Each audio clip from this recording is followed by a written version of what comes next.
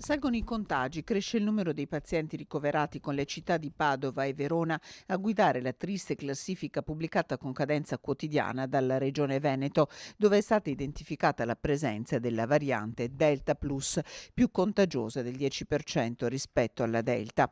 Da Verona, dove è inaugurato Fieracavalli, il presidente del Veneto Luca Zaia lancia un nuovo appello alla luce dell'aumento dei contagi, ma soprattutto dei ricoveri in ospedale. Oggi abbiamo 250 malati, dei quali una quarantina in terapia intensiva e l'80% non è vaccinato.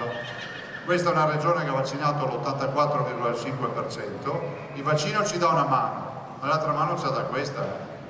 Se mi andate in mezzo agli assembramenti, all'aperto e al chiuso, e non vi mettete la mascherina, diventate miei clienti. Io non voglio avere altri clienti, voglio svuotare gli ospedali, perché abbiamo già visto la tragedia, abbiamo 12.000 morti in Veneto, siamo l'ottava regione d'Italia e ne possiamo venire fuori solo se sto lavoro lo facciamo assieme.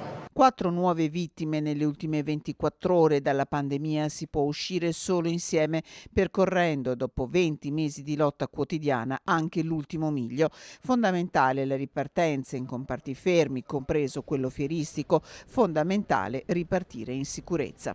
Io non voglio che il Veneto torni in zona gialla, in zona rossa o peggio ancora che ci siano restrizioni, perché abbiamo già fatto tanto, non possiamo tornare indietro.